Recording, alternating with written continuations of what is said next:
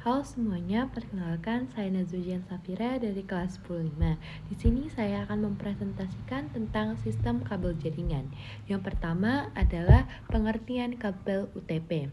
Kabel pasangan berlipit atau berbelit ini adalah sebuah bentuk kabel dua konduktornya digabungkan dengan tujuan untuk mengurangi atau menindaklanjuti gangguan elektromagnetik dari luar seperti radiasi elektromagnetik dari kabel pasangan-pasangan berlebit tak berperlindung dan wicana silang antara pasangan kabel yang berdekatan. Kelebihannya adalah instalasi kabel UTP terkenal mudah. 2. Pemeliharaan jaringan UTP terkesan lebih mudah. Kekurangannya, 1. Adanya kemungkinan dapat dengan mudah disadap. 2. Diperlukannya perangkat tambahan seperti pipa plastik atau aluminium untuk memaksimalkan fungsi kabel jaringan UTP. Yang kedua adalah pengertian STP. Kabel STP atau Silent Traces Pair merupakan kabel yang digunakan dalam sistem jaringan komunikasi untuk mengirimkan data dalam berbentuk sinyal listrik. Kelebihannya adalah memiliki noise dan interferensi yang lebih rendah daripada UTP. Kabel STP dilindungi pelindung dari lingkaran yang keras dan meningkatkan kecepatan transmisi data. Kekurangannya, kabel STP lebih mahal daripada UTP. STP membutuhkan lebih banyak perawatan guna mengurangi hilangnya sinyal data. Yang ketiga, pengertian dari fiber optik.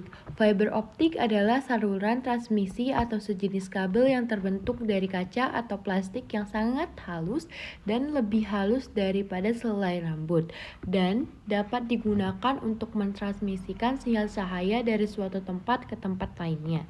Kelebihannya adalah kapasitas atau bandwidth yang besar membuat proses transmisi data berlangsung cepat sehingga mencapai beberapa gigabyte per detik. Yang kedua, serat optik lebih aman sehingga tidak mudah terbakar.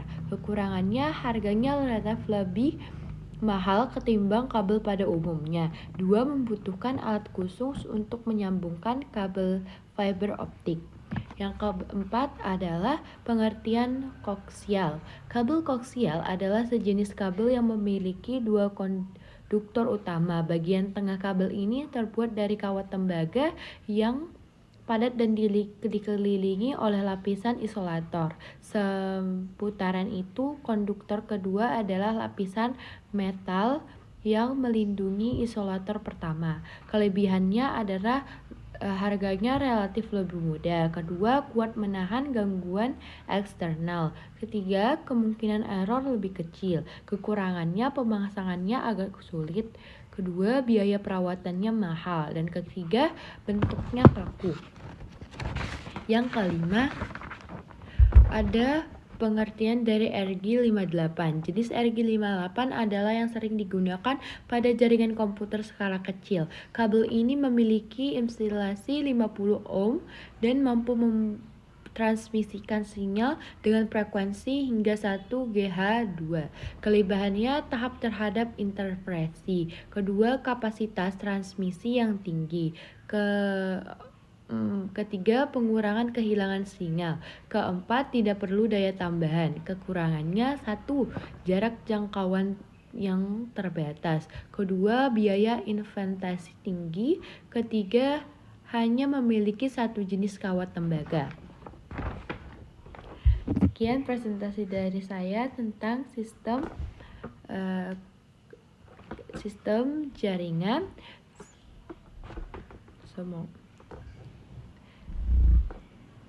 Terima kasih.